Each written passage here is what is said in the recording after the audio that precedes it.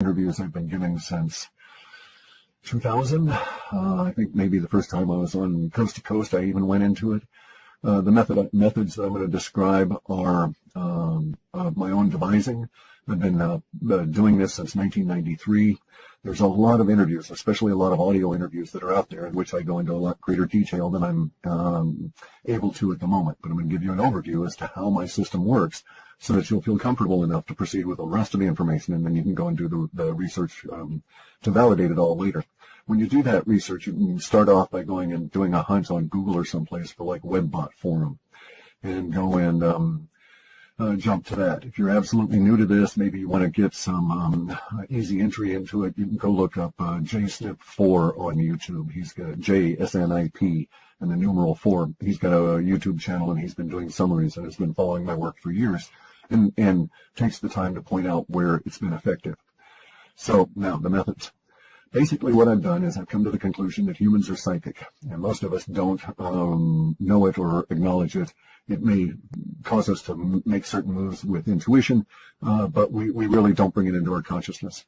So what I did was I devised a software that's basically of 4 components. The one component are these things called spiders, which are just search engine kind of programs that go out and read web pages. And that just goes out and looks for data, and I tell the spiders what to look for. The second component is the processing that weeds out all the data that we don't want, because it brings back vast quantities of stuff that's just not useful for us. And the third part is the lexicon. The lexicon is a dictionary of words in many different languages, but it has no definitions, which is why it's really called a lexicon and not a dictionary. And what it is attached to each of the words are values that are represented by numbers that go to how that word is perceived by the native speakers of that word in its emotional context. So see, basically what I'm looking for are emotional changes that show up in language.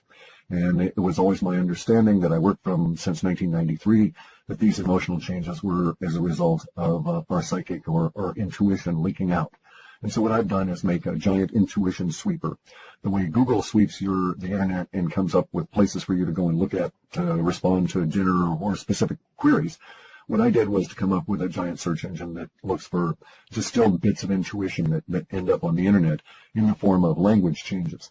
So now, it's all done linguistically. The fourth component here, we have a database of some considerable size that runs in a language called SQL, and I'm able to do some very extensive data mining on this. And then at the other end of it, I do personal interpretation. So let me explain how that works. The data sets might bring back a collective psychic intuition. Okay, so let's choose as an example something I do not do. As a rule, I don't involve myself in personalities like celebrities, tabloid kind of things. I'm interested in a deeper level of discovery from this. So as a rule, I don't even look at and we throw out personalities and stuff. But at the moment, I'm going to use a personality as an example because it's the stuff I don't normally do. This is actually within the data, so as it occurs over these next I want to say 6 months, but maybe it was 7 months out in model space. I have a model that I moved through time, and I did the timing and then programming and all this on my own. So it's my own mechanisms. Again, I've discussed it in other interviews. But let's get to this personality as an example so I can show you the difference between the data and the interpretation. So the data says that there's this actor by the name of Luke Wilson that's going to be involved in some form of a car wreck. A car accident. This car accident, I think, as I say, is going to occur over the next 6 months, but maybe it was out 7 months. I don't remember at the moment. I hadn't really thought at the time I saw this that I was going to use it as an example, and so I didn't make any notes about it. And I'm just doing this from memory. But anyway, so that's the data sets provide that kind of information, and it's a very concise, very cryptic, because it's just basically accident, and then under accident there's a supporting set that goes to cars, and then there's the other set that ties in Luke Wilson by name. Now, then the interpretation part is there's a lot of other data sets in there that bring back all these other words. So what I'm doing is I'm interpreting that Luke Wilson will be involved in a car accident, as the data says, but that he's not going to be a participant in the accident. He's going to be more of a witness. And so that's how he's going to show up within the referenced language. It also helps, by the way, to note that our process here brings up language that's likely to appear after the event. So I don't really get into a description of the event. I get a description of all the words we're going to be using to talk about the event after it has occurred, or after it has not occurred and we're still discussing it all. So let's get back to Luke Wilson, and then I'll give you another quick example here, and then we'll go on with the data. And so my interpretation here, the interpretation part, is that he's going to be a participant in an oblique or peripheral sense, not actually in the driving either car, that kind of a thing. And I could lay out the data that shows as to why I think that, because of these supporting sets that have legal language and some other things in them. Now, so that's the interpretation part around the actual data set showing up. So there's two components in each and every element of future forecast. Okay, so now let's look at the elements of language and how an event can occur and not occur, yet still produce the same kind of language. Let's just say we took a Super Bowl. And the Super Bowl happens, everybody talks about it the media talks it up until it occurs, and then everybody talks about it for about 36 hours after that, and then it sort of falls away very rapidly. I know this from my spiders and how language moves. And so for that next 36 hours, everybody's talking about the Super Bowl, asking each other, we're discussing it all, and, their experiences and so on. Now, it's my contention that if the media had done their regular run up to the Super Bowl and then it had not occurred, the day before the stadium was supposed to be used, every toilet in that whole region broke, and it was not possible to bring in any toilets, so they canceled the Super Bowl. This is a far out example, right? And therefore, for the next 36 hours, everybody would talk about the Super Bowl that didn't happen. And so we would get the same level of language about that Super Bowl, regardless of whether the event occurred or not. And so you see our conundrum. We get language forecasts, not descriptions of events.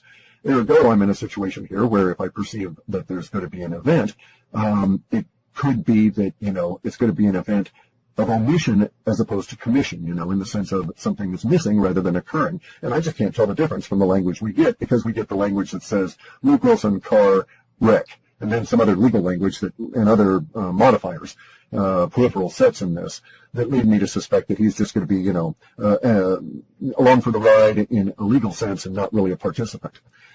So I can make that sort of an interpretation on the data that's being presented. But in some cases, like the Super Bowl, maybe I could make a guess that it would be a situation of the Super Bowl not occurring, but within the language I might be presented, it may not be clear at all that there's any kind of a hiccup going on, because there's the same number of words, they have the same kind of things within them. You would ask yourself and talk about the same sort of situations, more or less, because in the case of the Super Bowl not happening, you would say, well, what if so-and-so had, done this and so on. So you'd speculate a lot more. So you see the issues that are involved at a very high level, very skimming the surface in the work I do. So, all right, so I've said that. Now, I've been doing this since 97 when I did my first run. I started working on the programming in 93. It took me a long time 4 years to do the initial work and research on this, because I had to make a living. I was working for Microsoft and GEC Marconi and all these airlines and writing code and stuff for people. So that's what I was doing at the time. I was a software engineer, specializing in very large databases and data mining and interesting kinds of projects that are very high end. I program in a number of languages. My core language is C. I do some assembler. I like C a lot. C++. I don't need the overhead. I do encapsulation. And I have Prolog. Prolog is a self-compiling artificial intelligence language, but I hate using the word AI because everybody thinks of smart, self-aware computers, which I contend cannot happen. Anyway, though. There you go. See, there was a divergence. We shouldn't have gone there. So now let's get into the situation that really brings me to doing the video. As I said earlier, this should have been addressed as my fellow Americans, because everybody in North America is going to suffer the same kind of circumstances that are going to, as myself, over these next few years. Our data set suggests that these circumstances are not going to be good in one way. I mean, they're going to be a challenge, a struggle. Now, I happen to have a philosophical approach. The challenge and struggle is good. That's why we're here on Earth, to learn. And you don't learn sitting on your ass watching TV or, playing video games. You may get your twitch fingers really good, but you never really deal with any of your karma. And well, that's all about to change. According to our data sets, we're into it right now. And if you follow anything at all, you'll, even if you're new to this work, you'll have been brought here by some occurrence in your life that impacts on some of the subjects we're going to discuss here, or is impacted by some of the subjects we're going to discuss here today. And those subjects include basically the economic underpinnings of life as we know it, eroding away visibly in front of you over these next few months and then into the rest of this year. The erosion is described in our data sets as being so fast. The collapse of all of the bubbles that the Federal Reserve and the criminalists have put together is described as happening so fast that there's major changes in society that occur at what is seemingly a blinding speed, given the usual rate at which change might occur. Now, note that the powers that be, politicians and everybody, they don't like change in our society. Politicians are followers. They follow polls. They follow the masses. They're not leaders in that sense. So they don't like change because it causes them to have to change, and they feel uncomfortable because until they get a poll reading on it, they don't know how you're going to react, and they're paranoid. So you can't trust politicians to lead anytime, anywhere, under any circumstances. We're in a situation now where the economic bubbles are all going to pop. You'll notice this today, tomorrow, the day after, by a sudden scramble, and I mean panic. A struggle that's going to work its way up to a panic to own gold or silver. This is going to sweep over everybody you know at some point. It doesn't matter where you are, basically on the planet, because the collapse of the paper currency system is going to be a pandemic across all of the nations. It's going to be endemic to the society. You won't be able to escape it. It'll reach into every corner. Some people will benefit. You know, they were smart. They knew what to do. They saw it coming. Most people will not. Most people will be caught unawares, and they will be thrown into resources or into searching for resources that they really don't have too much of a clue about. So this is not the place that you're going to get educated on how to go on out and buy gold or silver or any of this. By the time you're listening to this, if you haven't got a substantial amount of gold or silver stored relative to the amount of coins and a few dollars you've got, you may as well not even try because it'll be too difficult to obtain, and the prices, you'll be chasing price.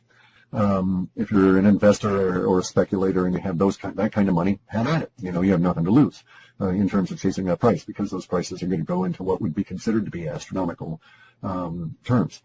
And fundamentally, it all comes down to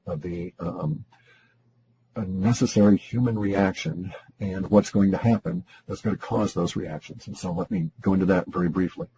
The powers that be that are behind the debt-based, paper-based monetary system have set up circumstances that is going to cause their minions, such as the Federal Reserve, Congress, all these people they control, to react in certain ways.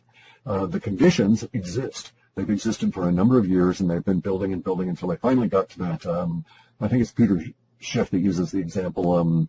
Maybe I'm incorrect, of the last snowflake, but nonetheless, the last snowflake has hit the huge mass hanging on Mount Rainier, and it started an avalanche that's going to turn into a lahar.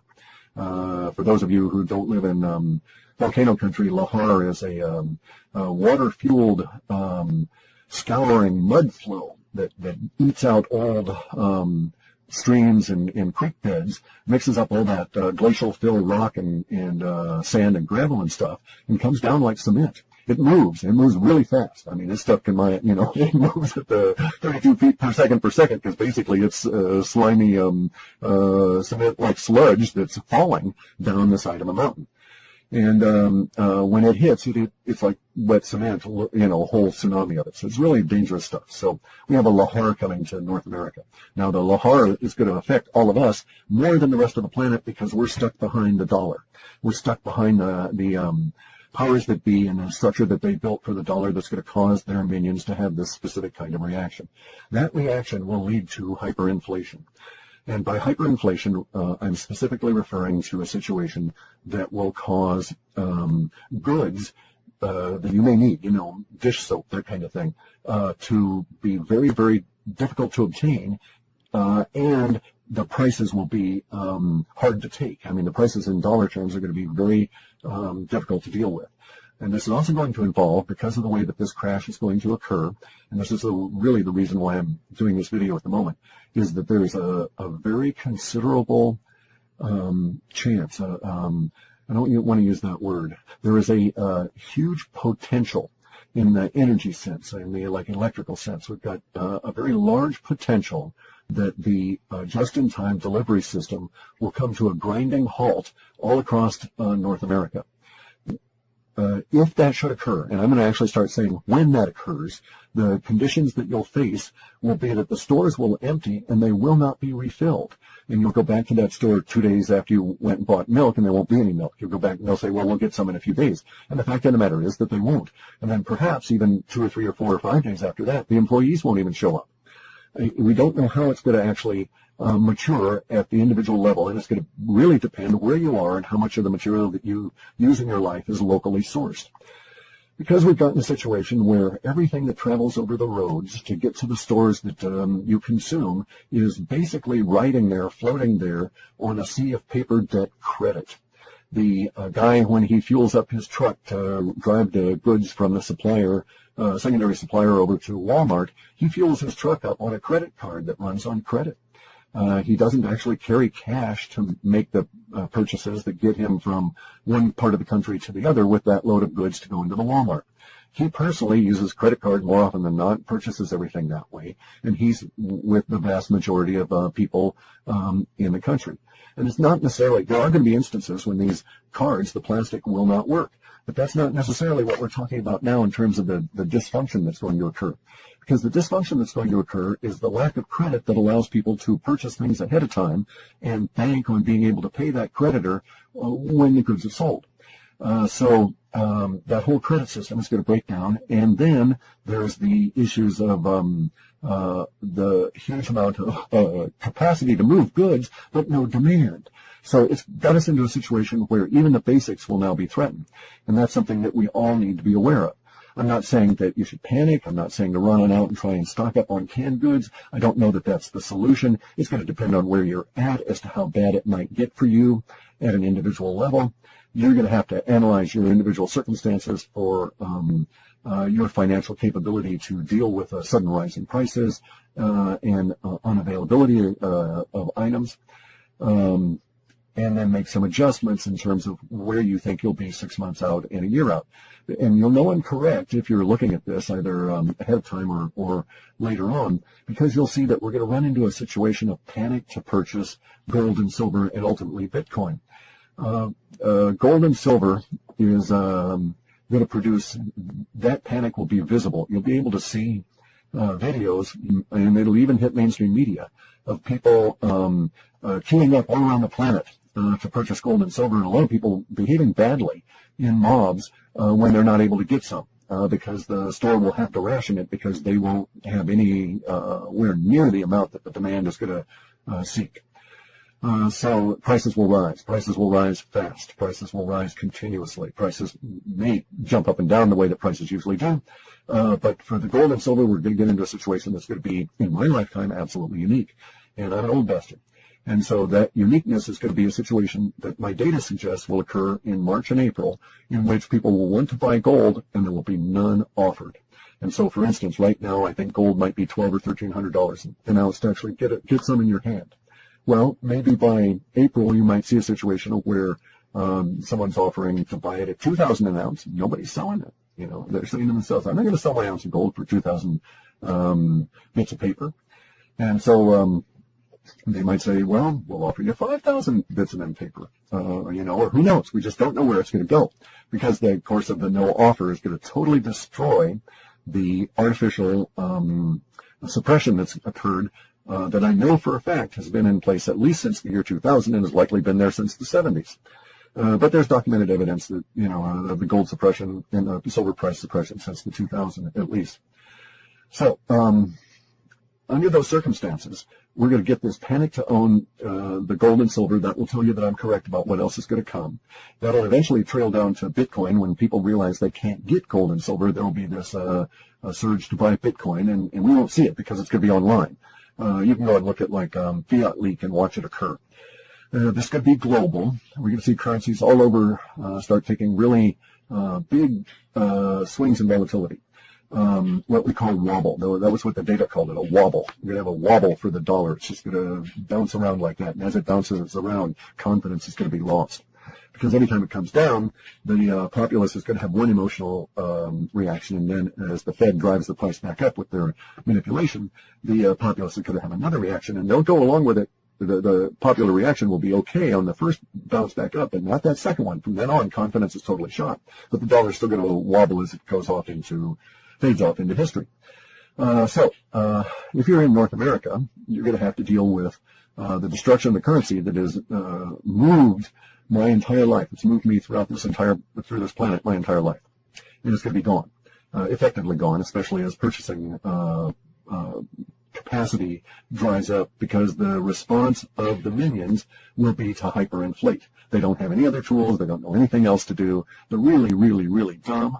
All these people at the top, they're just clever criminals, and there's a criminal system you live under, and that's why these really stupid people are running everything. And I cannot tell you how absolutely stupid these people are. But the system has got us locked in at an individual basis.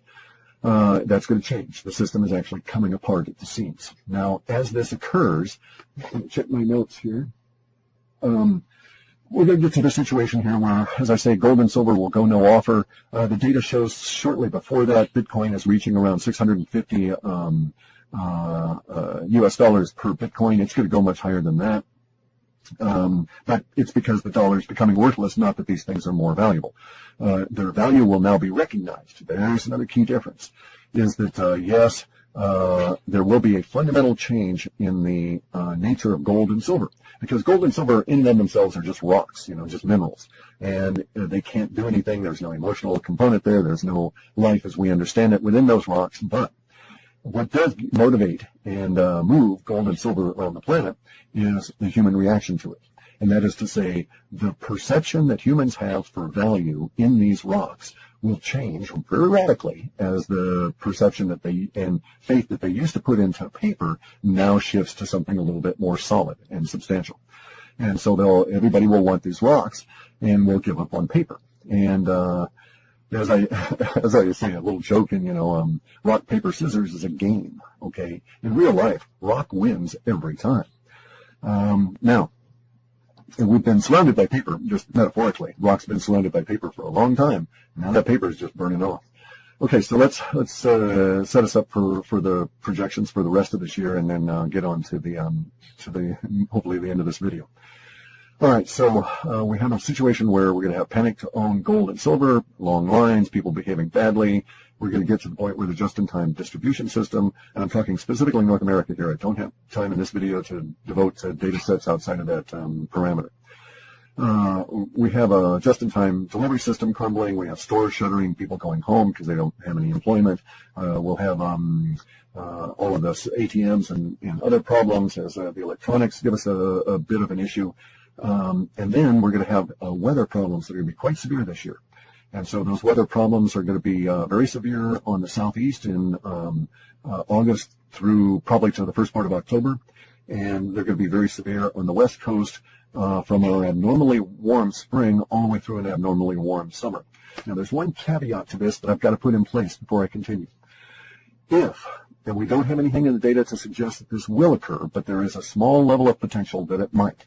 If the dollar system crumbles rapidly enough, the geoengineering, the weather modifications that you see every day if you look up and look at the sky and see the planes spraying those white trails around that everybody calls chemtrails, if the dollar fails fast enough, that'll stop, and it'll stop very rapidly. There is a suggestion in the data from years ago that did have some potential even years ago. So we do have some small growth in that area now within our model space, and it could happen that way. And so that may be an exacerbating component to this, is either the ratcheting back of the weather modification because nobody can afford the price of kerosene to put into the jets to fly them back and forth, or it may be that the chemtrail program collapses very rapidly. Now, regardless of that, or without regard to that, the data set is growing there around a very hot, abnormally so, basically a big pool of heat that captures the west coast and sits around the west coast of the U.S., all the way from Baja well up into southeast Alaska. And it's a heat that's going to be crushing at points later in summer. Well, again, we'll know I'm correct if we have this very abnormally warm early spring, and it just doesn't fade the way that it usually does around here. if that's the case, then we'll get into this situation where we're going to have the problems from the heat, and we'll know months in advance. Now, it could be that they're able to maintain the chemtrailing up to a certain point, and then the chemtrailing suddenly collapses, and then we get into the heat very rapidly. I just have no way of telling how it's going to manifest. So if we have if we don't have this abnormally hot or warm spring on the West Coast, then it's just regularly warm, and we have lots of chemtrails, then bear in mind this forecast still has a lot of potential to come true as long as the underlying economic destruction is ongoing. Because at some point they won't be able to afford to put the fly ash slurry into the air, and that's going to stop the chemtrails, and then the heat's just going to very rapidly escalate. And when that occurs, a number of effects are going to occur within the social order and within the environment, as may be expected. And we're all going to have to deal with these. So I'm not trying to pimp my reports or anything like that. We're all going to live through this. And my reports, my accuracy level is better than chance. I figure I'm at least 50% of all of the predictions either come out accurately and on time, or accurately and off time. So chance would have it be about 20 to 24%.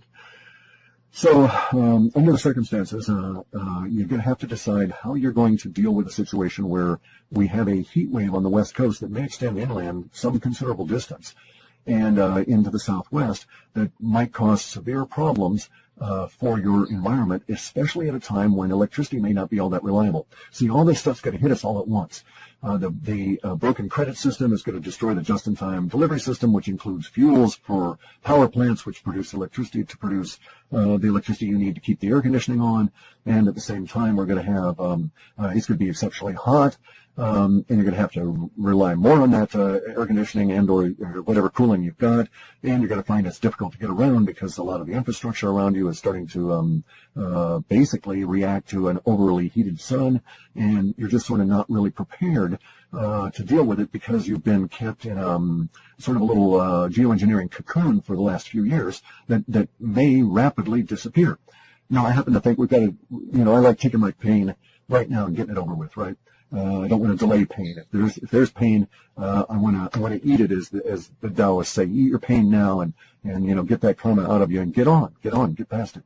So I want the geoengineering to go away, but I need to advise everybody that I'm very realistic about what's going to happen when that does.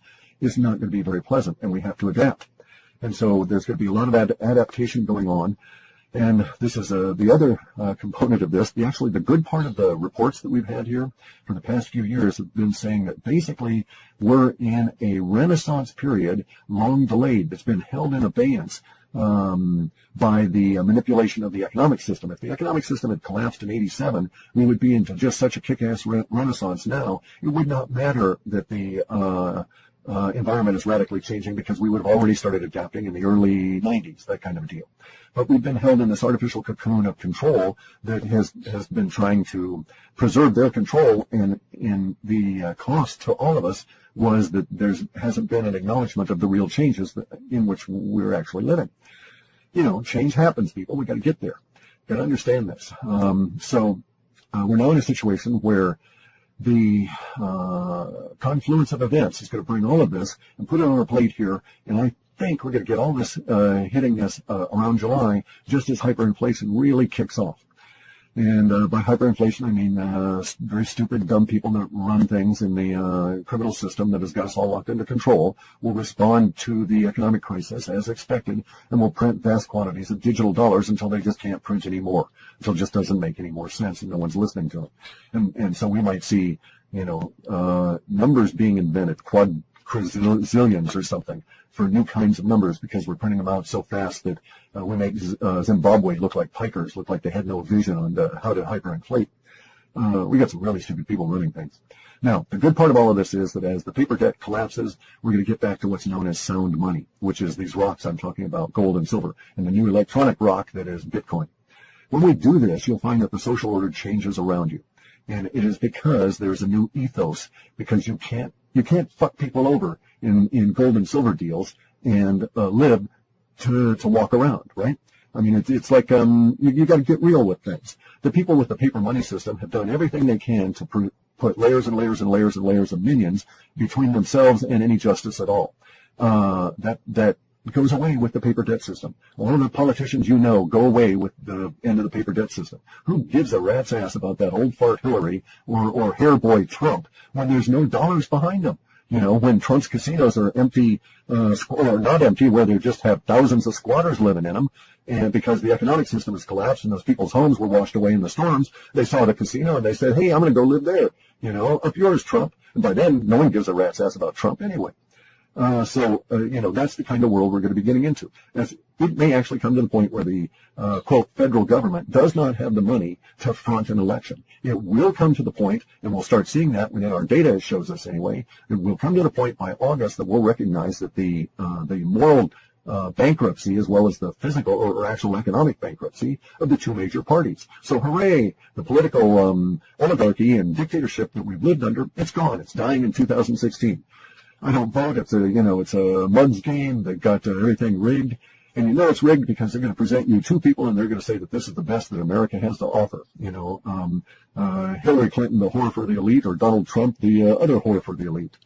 That's the best that America has to offer. No. I got better people here in Olympia than either of those two. So, sorry, didn't mean to get into that. Anyway, so here's where it's at, guys. It's going to be really harsh for us this year, and something you have to pay attention to now, if you've got any inclination at all, is gardening when it counts. I think there's even a book by that name, like Gardening When You Have to Depend on It, or Gardening When It Counts. And that's where we're at now. That's why I'm bringing this up, because food's going to be an issue. It's not going to be a question of, how much you're going to pay for that tomato. It's going to be a question of, do you have that tomato out of season? Probably not. Not if you're not figuring a way of growing it next year. So that's the route it's going to go. You're going to learn a whole lot about food because it's going to be a very key issue as we go forward. We live in a hugely resource-rich environment that's been kept from us by the paper debt system. And we now have to learn to explore that hugely rich environment around us in really creative ways because the paper debt system is coming down. Without that, you've got to figure ways to make yourself an asset to the universe, because otherwise you're a liability to everybody. And in a harsh world like that, liabilities go quick. And